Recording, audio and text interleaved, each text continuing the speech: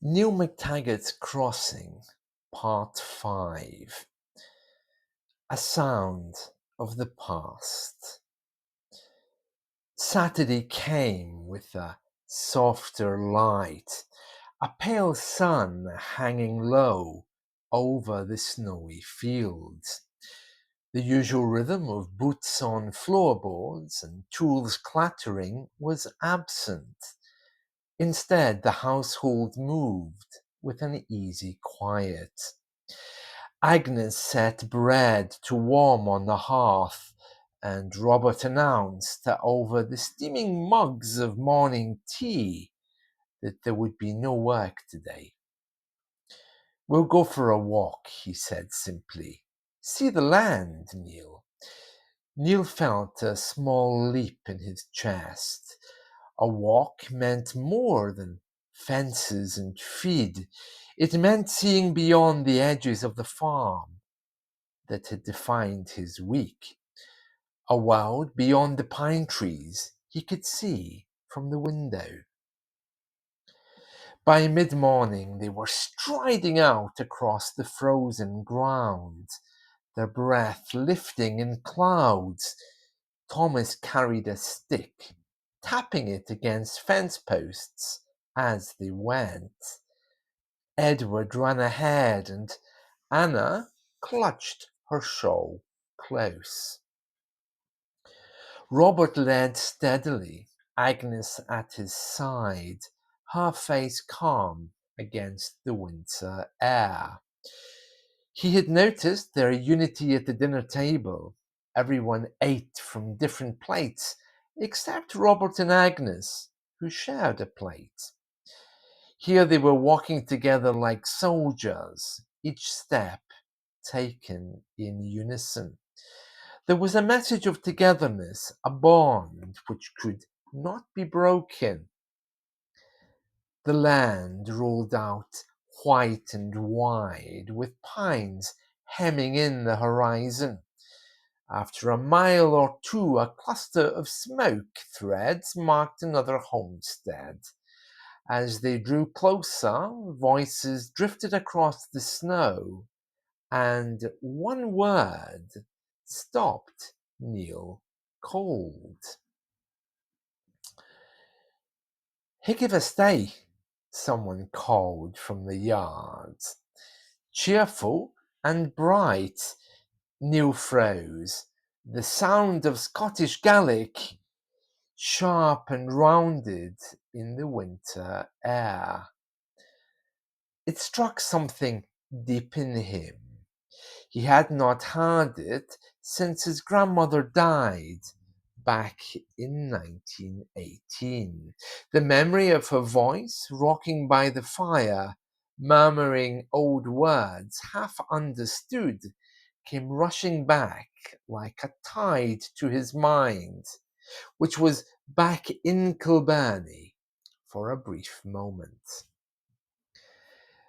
The family at the homestead came forward, broad-shouldered men, a woman with a shawl, and children with bright cheeks. Their accents were Scots, plain as day, but the Gaelic slipped between them easily, like water over stone, something which Neil recognized.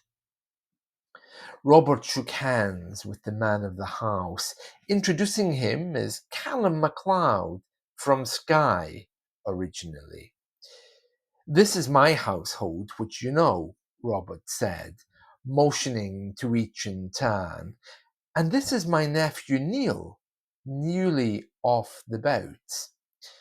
Callum's wife smiled warmly, and beside her stood a girl about Neil's age, dark hair, steady eyes, and a half-smile that seemed both shy and curious.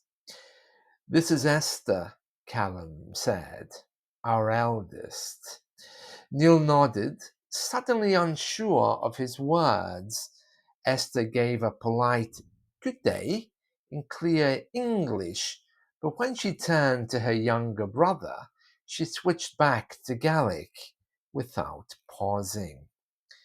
Neil's chest tightened at the sound. Something was awakened inside him. They were welcomed into the house, a low, timber-framed room rich with the scent of peat smoke and broth. The children pressed around Anna and Edward, laughing, while the men took seats by the fire. Neil sat a little apart, listening as Gaelic rose and fell in the room. He caught only fragments, echoes of his grandmother's stories, but it was enough to make him ache for home. Esther noticed his listening. "Do you understand it?" she asked softly. "Some," Neil admitted. "My gran spoke it, not since she died." Esther tilted her head. "Then you know more than you think. It stays if you've heard it young. Your Uncle Robert speaks it too. Maybe he can teach you a few words. And Maggie used to..." Suddenly a silence came, and she continued with an apology. "Sorry." The whole room fell silent. Neil knew exactly what to do and replied loudly, "I'm not so good with reading or writing." Neil replied with his head looking towards the floor. He smiled faintly, warming to her kindness. He had heard the reference to Maggie, but knew not to ask about it, at least not yet anyway.